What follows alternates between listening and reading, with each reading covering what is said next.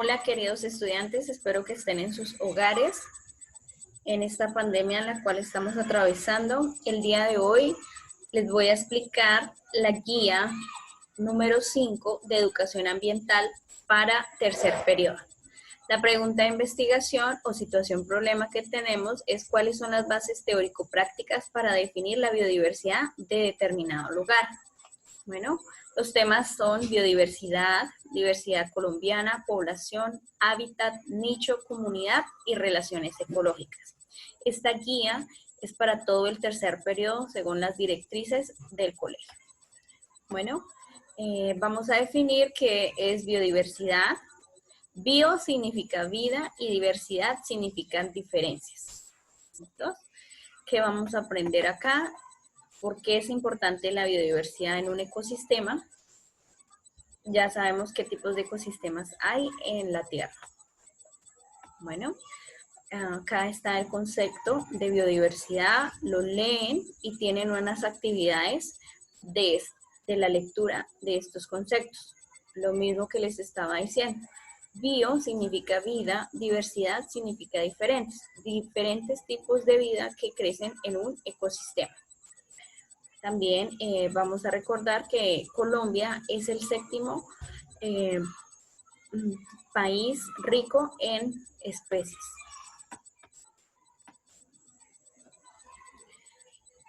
¿Por qué es importante también de evitar la contaminación?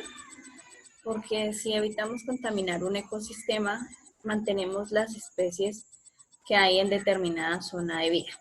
Bueno, luego de la definición de biodiversidad, tenemos la definición de individuo, que es un organismo que tiene funciones específicas dentro de un ecosistema y ocupa un lugar en el espacio. Por ejemplo, una bacteria es un microorganismo, un hongo, un mono araña o una palma de cera son individuos. Cualquier individuo que esté dentro de los 5 reinos se puede catalogar de esta manera. Población.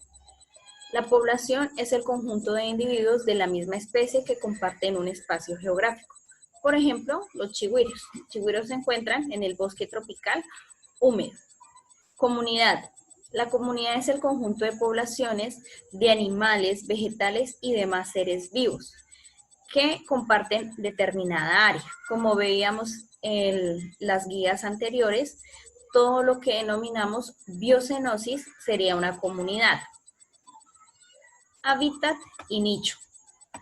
El nicho es la función que desempeña una especie en determinado lugar. Por ejemplo, las funciones que ustedes cumplen dentro de su hogar, haciendo las tareas, lavando, los oficios y demás actividades que se realizan en casa, sería el nicho. Y el hábitat sería su hogar. Les vuelvo a recordar que es un ecosistema que está integrado por la comunidad o biocenosis y ocupan determinado lugar en el espacio, el cual se denomina biotopo. Luego seguimos con las relaciones ecológicas, que son las que establecen los organismos en la biocenosis. Por ejemplo, plantas con animales, con bacterias y hongos. Una paloma que se alimenta de gusanos está proporcionando una relación ecológica para el ecosistema. Otro ejemplo, el león comiéndose una gacela, el cóndor alimentándose de los polluelos que se encuentran en las fincas. Se dividen en dos tipos, relaciones intraespecíficas y relaciones interespecíficas. Las relaciones intraespecíficas son las interacciones que se realizan entre organismos de un mismo ecosistema. Se pueden establecer entre 2 o más individuos de la misma especie. Abajo tenemos unos ejemplos. Por ejemplo, la competencia es cuando algún elemento que no existe en determinada cantidad lo tiene que pelear algunos de los individuos para obtenerlo. Por ejemplo, los leones de diferentes manadas pueden pelear por una gacela que esté en el ecosistema. Los árboles también pelean por ser más altos para alcanzar la luz. Los perros también por su territorio, principalmente los perros, orinan y marcan su territorio de alguna manera. Todos los animales hacen esta acción para que sean individuos alfas dentro de un ecosistema. Territorialidad. Acá utilizan algunas señales para marcar el territorio, por ejemplo, sonidos, olores, algunos sabores también con la lengua ellos desprenden. Las plantas tienen una función que se llaman alelopáticas, por ejemplo, el eucalipto, y no deja que otras especies crezcan a su alrededor. Además, estas marcas permiten que los animales se puedan aparear y no dejar que termine su especie. Relaciones familiares, tenemos 5 tipos de relaciones familiares: la monógama, polígama, matriarcal, patriarcal y filial. Entonces, acá en la guía está explicado.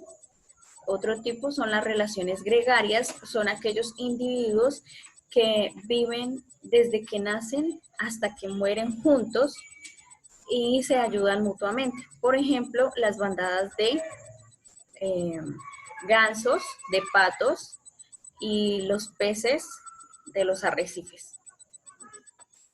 Relaciones estatales son aquellas que forman una jerarquía. Un ejemplo muy común son las hormigas, que tienen su reina, está la obrera, y otro ejemplo también que tenemos son las colmenas de abejas. Otro tipo de relaciones son las interespecíficas, que se realizan entre organismos dentro de un mismo ecosistema, pero son individuos de diferentes especies. Por ejemplo, la depredación, que es la captura de un animal para sacrificarlo y alimentarse de su carne.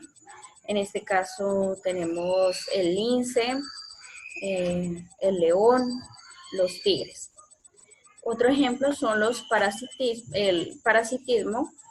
Es una relación que se establece cuando un individuo, el parásito, vive a expensas de los fluidos nutritivos de otro individuo, el huésped, el cual no perjudica al individuo sin causarle la muerte. Por ejemplo, los parásitos que tenemos en nuestro intestino delgado, intestino grueso, en todo nuestro sistema digestivo, las pulgas en los perros, los piojos en las niñas que no hacen aseo correspondiente. Otro ejemplo es el mutualismo. Es una relación en la cual se asocian las especies para un resultado de beneficio mutuo. No es una relación íntima, pero se ayuda mutuamente entre dos especies diferentes. Por ejemplo, el musgo en los troncos de los árboles, las abejas en la polinización de las flores y las orquídeas en los árboles o la corteza de los árboles. El comensalismo es una relación entre dos especies, uno llamado el comensal y el otro llamado el huésped. En este caso, el comensal es el tiburón y el huésped son los pequeños peces que se encuentran alrededor de su boca, alimentándose de las sobras que desprende cada vez que se alimenta de un animal. Competencia. Esta competencia es entre dos especies diferentes. Por ejemplo, el león se quiere comer la cebra, pero también el cocodrilo. ¿Listos? Cuando hablamos de relaciones interespecíficas son especies diferentes. Cuando hablamos de relaciones intraespecíficas son de la misma especie. Luego de haber hecho la correspondiente lectura, Realizan un mapa mental de la temática propuesta en la guía. Sigue la lectura de un cuento y van a dibujar la historia del cuento, dibujan un ecosistema y diferencian cuál es un individuo, cuál es la población y cuál es la comunidad. Luego dibujan dos tipos de relaciones intraespecíficas y dos interespecíficas y escriben una pequeña historia sobre su forma de vida. Así como yo les he comentado esta pequeña explicación de la guía. Les envío los criterios de evaluación, el taller evaluativo y así completamos el 100% a evaluar dentro de la asignatura. Que tengan buen día.